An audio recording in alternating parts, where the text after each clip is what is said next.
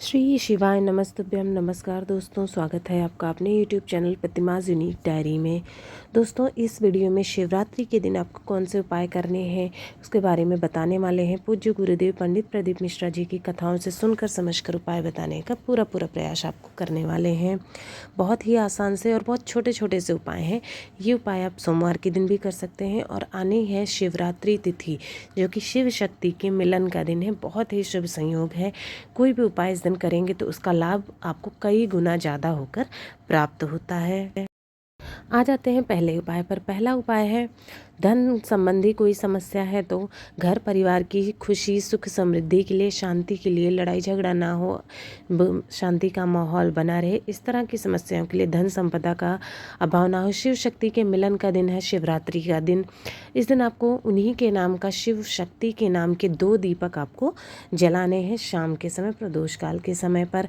ये 2 दीपक एक जैसे ही नहीं होंगे। कैसे दीपक आपको लेने हैं? आटे का दीपक नहीं लेना है। पहली बात तो मिट्टी के जो दीपक आते हैं वो लेना है। 2 तरह का दीपक बनाना है, एक लंबी बाती का जैसा आप स्क्रीन पर देख पा रहे हैं और एक गोल बाती का। 2 दीपक बनाएंगे। 2 के दोनों दीपक घी के बने हुए होने चाहिए, मतलब तेल नहीं लेना है, घी में ही आपको दोनों दीपक बनाने हैं। प्रदोष काल में ये उपाय शाम के समय, रात्रि के समय आपको करना है। एक दीपक जो लंबी बाती का है वो लेकर के और थोड़ा सा चावल लेकर के आपको बेल पेड़ के नीचे जाना है। जहाँ कहीं भी बेल पेड़ हो या फिर पौधा, बहुत से लोग गमलों में लगा के रखते हैं तो वहाँ भी आप जला सकते हैं इसको, या मंदिरों में रहता है, शिव मंदिर जहाँ पर है वहाँ पर भी होते हैं बेल पेड़। तो जहाँ भी आपको मिल जाए वहाँ पर जाना है। और ये जो आपने दीपक एक लिया हुआ है लंबी बाती का, उस दीपक को जलाने से पहले नीचे चावल की कुछ अक्षत डालने हैं, नीचे चावल रखना है, उसके ऊपर दीपक रखना है और प्रज्वलित करना है। उमा महेश्वराय नमः या फिर ओम गौरी शंकराय नमः, इसका जप करना है इन मंत्रों का। और जो भी इच्छा मनोकामना है कि धन संबंधी समस्या दूर हो या हमारे परिवार में सुख शांति बनी रहे, पति पत्नी के रिश्ते आपस में मजबूत हों, सौभाग्य की प्राप्ति हो, इस तरह की प्रार्थना जो है वो कर लेनी है आपको और वहाँ से आ जाना है। अगला दूसरा दीपक आपको शिव मंदिर में जाना है और वहाँ पर जलाना है। जो गोल बाती का दीपक है वो लेकर के आपको जाना है वहाँ पर, और गोल बाती का दीपक आपको घी वाला शिवलिंग के पास में कहीं भी आसपास आपको जला देना है। और अगर जल लेकर के गए हैं तो 1 लोटा जल भी शिवलिंग के ऊपर आप चढ़ा दें। उसके बाद जो भी मनोकामना आपकी है वो दूर करनी है। इससे क्या होता है, आपके धन संबंधी समस्या भी दूर होती है और परिवार में सुख शांति याद आती है। बहुत छोटा सा उपाय है, केवल 2 दीपक आपको जलाने हैं। बहुत ही आसान सा उपाय है, करके ज़रूर देखें। आ जाते हैं अपने दूसरे उपाय पर। दूसरा उपाय जो है वो मुख्य रूप से मनोकामना पूर्ति, इच्छा पूर्ति के लिए है। ये उपाय आपकी जो भी इच्छा मनोकामना कई दिन से अधूरी है, पूरी नहीं हो पा रही है, लगता है पूरा होना चाहिए, इस तरह की कोई चीज़ है आपको मन में, तो आपको ये उपाय करना है। इसके लिए आपको लेना होगा 108 चावल के दाने, और ये कहीं से टूटे फूटे नहीं होने चाहिए, मतलब 108 समूचे चावल के दाने आपको लेने हैं। साथ ही साथ अगली जो चीज़ चाहिए वो है एक बेलपत्र, जो कि कटी फटी ना हो। बेलपत्र ना मिले तो शिवलिंग से आप उठा सकते हैं। और 1 लोटा जल, तांबे के लोटे में शुद्ध जल 1 लोटा ले लेना है। साथ ही साथ थोड़ा सा चुटकी भर लाल चंदन भी आपको लेना है, बहुत ज़रा सा चाहिए होगा। ये सारी सामग्री लेकर के आपको चले जाना है शिव मंदिर, शिवलिंग के पास। सुबह चाहे सुबह ये उपाय कर सकते हैं, शाम चाहे शाम कर सकते हैं।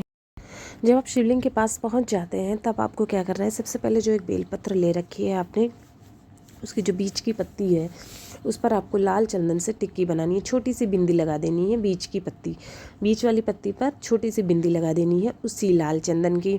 उसके बाद सबसे पहले तो 1 लोटा जल जो आपने लिया हुआ है वो आपको चढ़ा देना है शिवलिंग के ऊपर, श्री शिवाय नमस्तुभ्यम कहते हुए।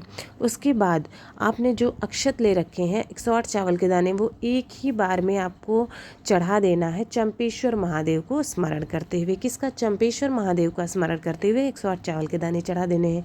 अब जो एक बेलपत्र है, उस बेलपत्र को सबसे पहले माता अशोक सुंदरी के स्थान पर आपको चढ़ाना है, छुआना है, चढ़ाना छुआना है। उसके बाद वहाँ पर अपनी इच्छा मनोकामना है वो कहनी है, फिर वही आपको चढ़ा देना है शिवलिंग के ऊपर। जहाँ ऊपर आपने चावलों को चढ़ाया था शिवलिंग के ऊपर, वहीं पर आपको बेलपत्र भी चढ़ा देनी है। उसके बाद आपकी इच्छा मनोकामना जो भी है वहाँ पर आपको व्यक्त कर देना है। छोटा सा बहुत ही आसान सा उपाय है, एक बार करके ज़रूर देखिएगा, आपकी मनोकामना ज़रूर पूरी होगी। आते हैं तीसरे उपाय पर। तीसरा उपाय जो है वो बीमारियों को लेके है। घर का कोई सदस्य अगर अक्सर बीमार रहता है या बार बार उसको बीमारी लग जाती है, छोटी हो या बड़ी कैसी भी, बार बार बीमार हो जाता है या फिर कुछ ना कुछ उसको लगा रहता है, दवाइयाँ असर नहीं कर रही हैं, चाहे बड़ी बीमारी है या छोटी बीमारी है, काम नहीं करती हैं, ऐसी सब समस्या है बीमारी को लेके। क्योंकि कितना भी धन वगैरह कमा लो आप, धन जितना भी कमा लो, अगर कोई बीमार रहता है कोई ना कोई, तो कुछ ना कुछ वो धन आपका खर्चा होता ही रहता है, वो टिकता नहीं है। तो इसलिए बीमारियों से सबसे पहला है निपटारा करना। इसके लिए आपको 2 लौंग लेना, फूल वाली लौंग। हमेशा जब भी आप पूजा पाठ में लेते हैं तो फूल वाली लौंग लेते हैं। 2 लौंग आपको लेना है और साथ ही साथ 1 लोटा जल, तांबे के पात्र में 1 लोटा जल ले लेना है। दोनों चीज़ लेकर के आपको शमी के पौधे के पास जाना है। गमलों में अक्सर लोग आजकल लगा के रखते हैं, तो आपको शमी का जहाँ पर पौधा मिल जाता है या पेड़, वहाँ पर आपको चले जाना है। शाम के समय उपाय करें अगर, तो बहुत ही अच्छा माना जाएगा शाम के समय ये उपाय करना। तो आपको यहाँ सबसे पहले पहुँचकर जो 2 लौंग आपने ली हुई है, वो 2 लौंग समीप के पौधे की जो जड़ है वहाँ पर आपको रखनी है। और अवधूतेश्वर महादेव का नाम लेना है। किसका? अवधूतेश्वर महादेव का नाम लेना है। दोनों लौंग वहाँ रख देनी है। फिर 1 लोटा जल भी उन्हीं दोनों लौंग के ऊपर आपको चढ़ा देना है। अवधूतेश्वर महादेव का स्मरण करते हुए, नाम लेते हुए चढ़ा दिया है आपने। अब आप क्या करेंगे, जो भी आपका बीमार सदस्य का नाम बोलना है, गोत्र बोलना है और प्रार्थना करनी है कि उसकी बीमारी जल्दी से जल्दी ठीक हो जाए, उसको दवा काम करना शीघ्र काम कर दें, ऐसी प्रार्थना करनी है।